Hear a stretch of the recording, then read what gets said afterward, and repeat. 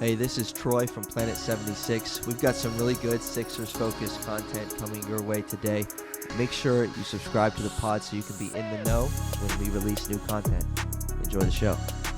What is going on, everybody? Welcome back to another episode of Planet 76, episode 139. And Michael and I are both back for this one. And not just us. We're not the only two that are back. Mr. MVP Joel Embiid is back.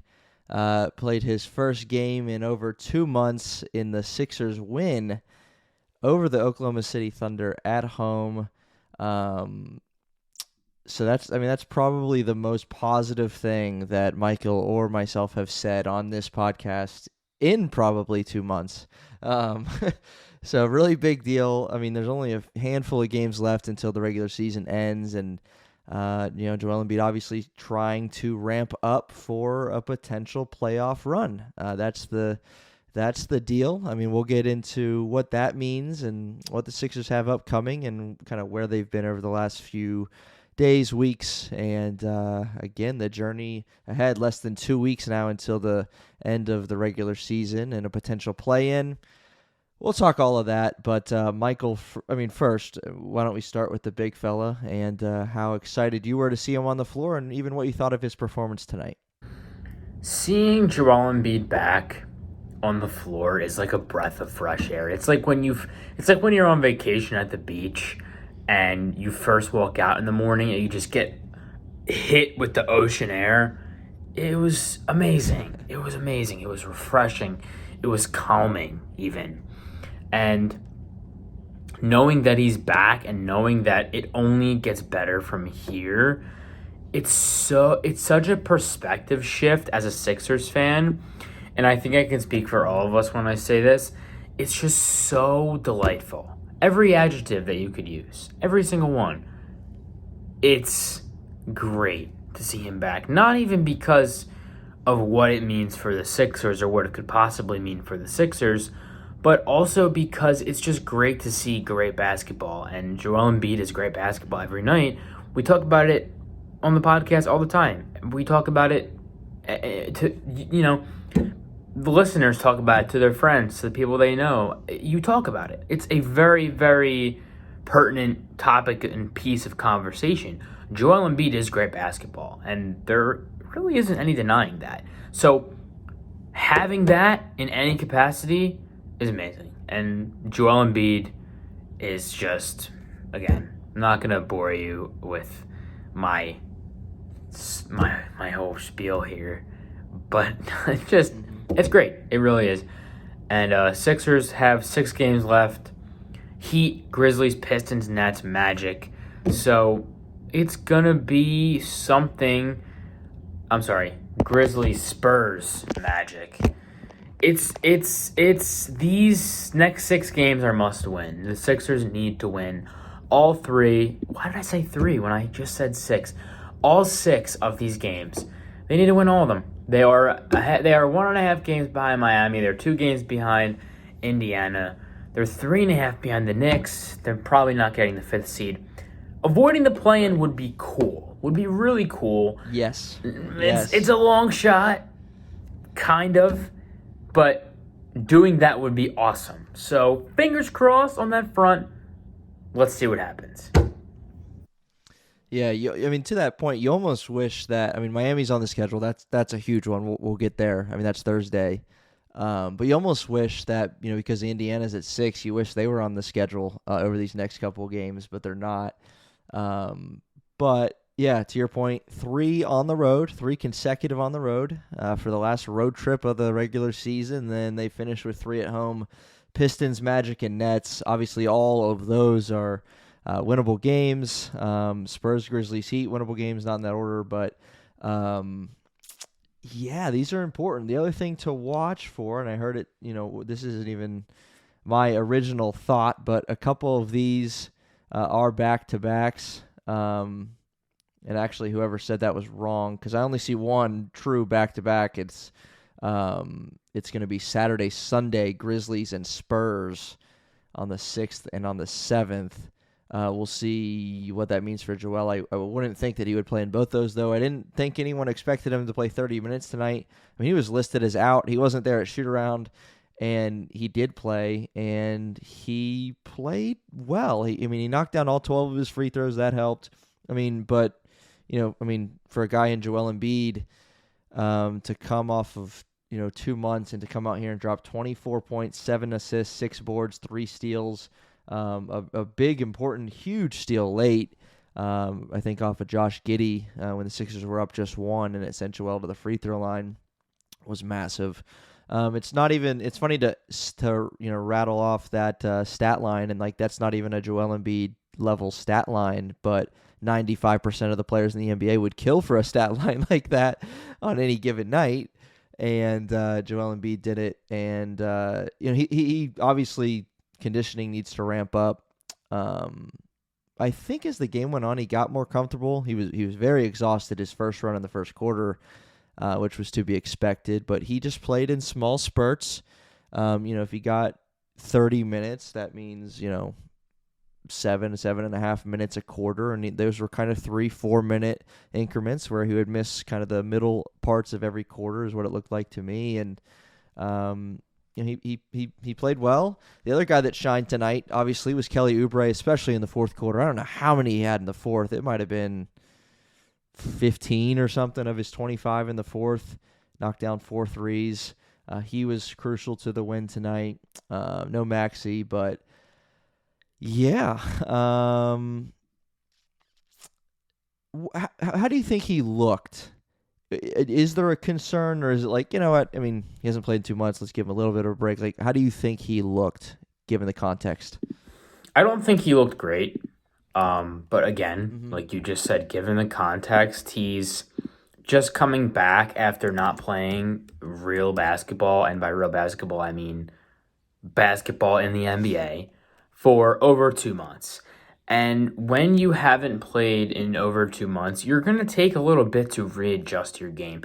He almost had a mini offseason in a sense, but it was spent recovering from an injury, from surgery, from procedure. So he's going to look a little bit, I don't know if I want to say out of shape. That might be too harsh, because physically he's not out of shape. You can tell. It's just that his body has to get reacclimated to the game, to the constant moving, the constant running, the physicality of the game. It takes a toll. Physically, like I said, physically he looks good. I'm more so talking internally, his conditioning, his stamina, his energy level. That was definitely lagging, but again, everything requires context, and the context of this being he hasn't played for over 2 months. He's going to take a little bit of time to readjust. Nick Nurse said after the game that he knew Embiid would look kind of rusty, which he did, but Nick Nurse also said he wouldn't be surprised if Embiid was ready. If Embiid was ready in like a game or two, readjusted. So we'll have to see. Wouldn't shock me either, because Joel Embiid is very quick to play himself back into game shape. We see it at the beginning of every season. He plays poorly the first week or two, and then he looks amazing. He looks like the MVP. So I have no doubts at all about him being able to get back there. That's it. Yeah. I mean, that's good to hear from you. I hope that people are encouraged to hear that Michael has no concerns, and it's true. Joel Embiid in October, early November, looks gassed, right? He looks winded, and by mid-November he looks fine, and that's the same situation here. Where early April, playoffs are mid-April, and so yeah, that's definitely the hope. I'm just now thinking about this. So we play the Heat on Thursday. That's a big game. Given the standings and a potential 7 seed, potential 8 seed. If you're the 7, you're hosting that 7-8 play-in. You win, you're in. You got the 7. That's huge. Now, I think that Joel Embiid maybe pushed himself to play tonight so that he can even look and feel better on Thursday for that big game. And when I think of that, I think of the same kind of situation when Joel Embiid was out in the playoffs last year. Sixers ended up winning game 1 in Boston. Then they got absolutely manhandled in game 2 in Boston, but Joel Embiid played in that game, and it was almost like he just played to kind of get his feet wet. He hadn't played in a while. And that's how I kind of viewed tonight's game because, again, Thursday is so important to that case for trying to get the 6 or the 7. And in that order, obviously not just because of okay, yeah, duh, 6 is 7. 6 is better than 7, 7 is better than 8. But given the weight of it, because of how good Boston is this year, and so not only do you want to, if you can't avoid the play-in, you do want to avoid Boston, and a 7 seed helps you avoid Boston in the first round. I'm not afraid to say that. And if you I would much rather that 7-8 game be played in Philadelphia than I would in Miami. Because if the Sixers lose that, then you got to play the winner of the 9-10 just for the 8 seed, just for a date with the Boston Celtics in the first round. That's your reward. And that's not exactly what you want, right? I mean, am I wrong in kind of thinking through all of that or what? No, not at all. Not at all. You're 100% right. There's situations that are definitely going to be more ideal for the Sixers come playoff time in terms of having a more potentially favorable outcome. That's one of them. That's one of them for sure. Mm-hmm. Right, so yeah, a quick look at the standings. Sixers are 2 back of the 6, which is ideal world. Yeah, you want the 6. Not sure that happens. That's the Pacers, 43 and 33. Miami is 42 and 33. Sixers a game and a half back of them, but obviously that can change on Thursday. Well, it will change on Thursday, one way or another.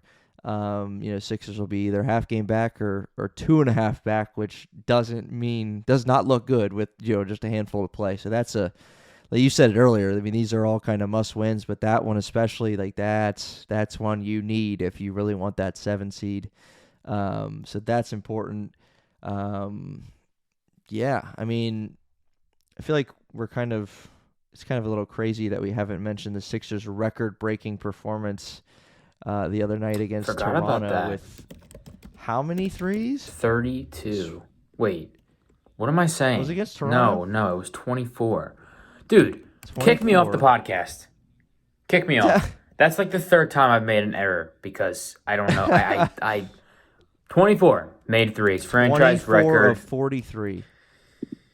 Yeah. No, you can't. You're not getting off that easy. You can't. We need you.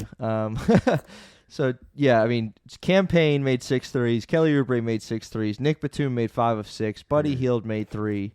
Kyle Lowry made 3.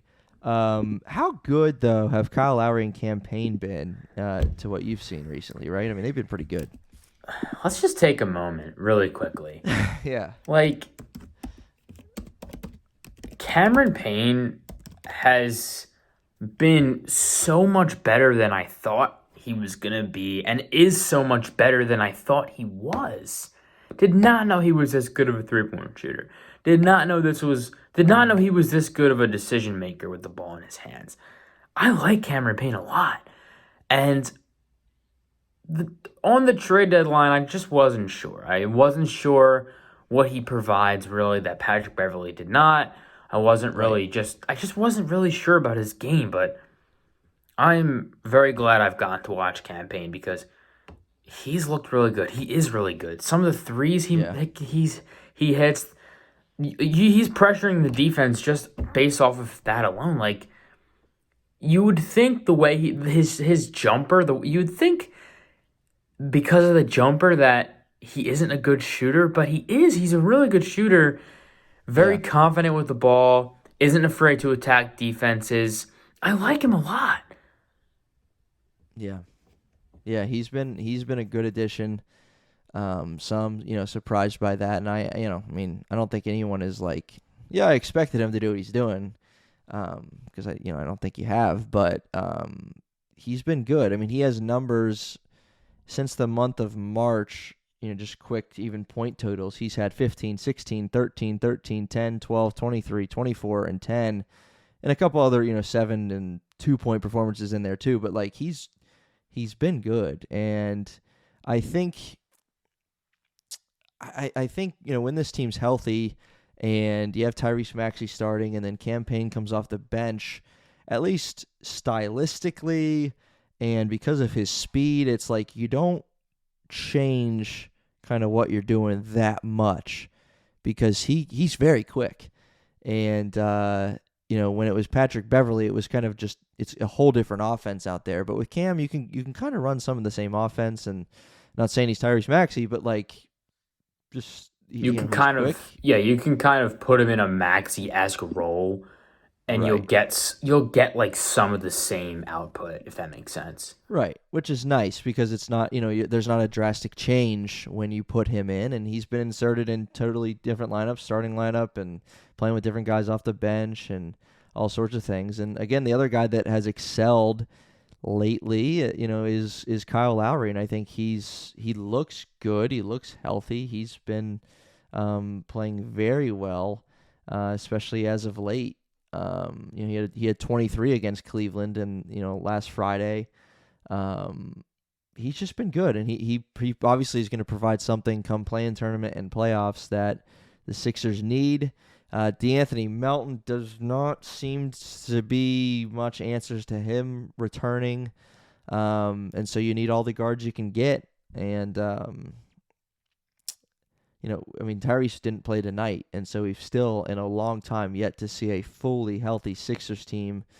And again, we might not see a fully healthy Sixers starting lineup if DeAnthony Melton's not out there, but you got to feel a little optimistic about the way some of these guys are playing and now getting Joel and Tyrese Maxey healthy.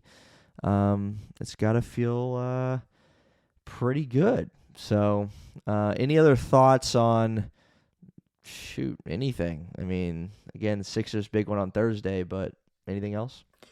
I'm kind of concerned with Melton because I haven't heard anything. Yeah, it doesn't look good. It's just he does so much for your bench depth. Obviously, Payne, Lowry, Maxey, Hield helps a lot. It really bolsters and quite honestly does a great job of filling out your guard rotation because you have four legitimately good to great elite guards there. Mm-hmm. But DeAnthony Melton just brings he's the best defender of the bunch. Outside of Hield, well, no, because all those guys are good 3-point shooters. But he adds 3-point shooting. He adds a little bit of ball handling. Great rebounder at the guard spot. You miss a guy like that. No matter how good your guard rotation is, you miss a guy like that. And I don't know. He would really put the cherry on top. Be the perfect six man for this team. So I don't know. Is he going to be back by playoffs? I don't even know what's going on. Doesn't seem that he way. was legitimately really, really good for the Sixers, and yeah, I don't know. I think he's a free agent. Is he a free agent this offseason? I don't know. I think he might be. That would suck to lose him. Yeah, he's been good in his tenure with the Sixers. I mean, you gotta love him. It's just I saw, Nick Nurse commented on Joel recently about him returning, and DeAnthony there was just not as much to say. So it doesn't look particularly promising, but that is that's a slept on kind of miss that the Sixers have right now and will moving forward. Which it is what it is, I guess, but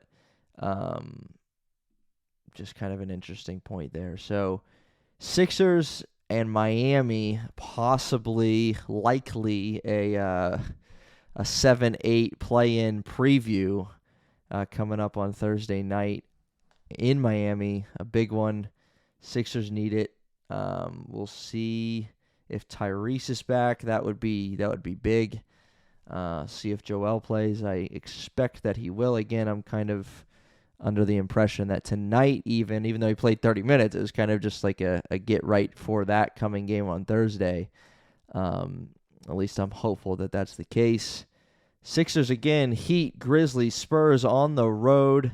In just over the next few days, and then next week back at home for 3 against the Pistons, Magic, and Brooklyn Nets. It would be nice to win all of those. We'll see how many they get, but Yeah, I think that'll do it. Will that do it for episode 139? I think so. I think this is the time now. We've been talking about it, since Embiid's been out. This is the time now where we can be like, okay, Embiid is back. It's time to really lock in. It's time to see, can this team, what's going to happen? Like we're still waiting, obviously, because we have to wait to see what happens in the playoffs. But having Embiid back before the playoffs is going to just really do a lot. I mean, they have the chance to jump to 6, which means they get probably the Cavs in the playoffs, Right. which now I don't want to talk down to the Cavs because they're a great team, but the Cavs are probably the most favorable first round matchup for the Sixers. Right. I truly do think the Sixers beat them in 5 games, 6 games. We'll get into that.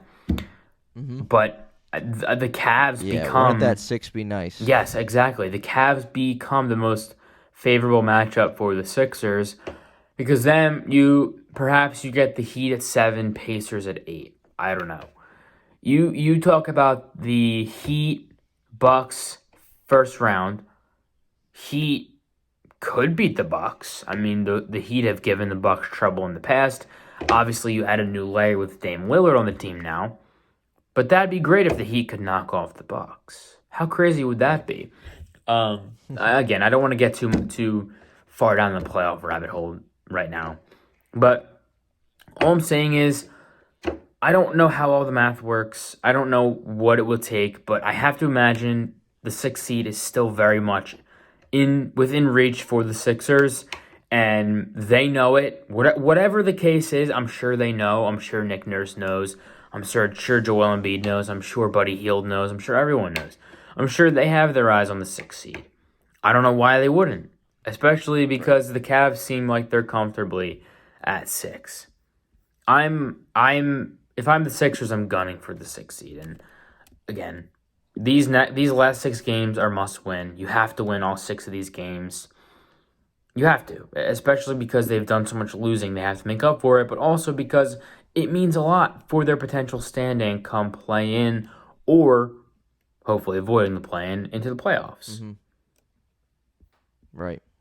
Yeah, I mean, and the 6 is huge. We've said it. But if you can get it, and again, the Pacers' upcoming schedule, just so you know, because again, if you take care of business against Miami on Thursday, you're only half game back. We know what that means. I mean, you're right there.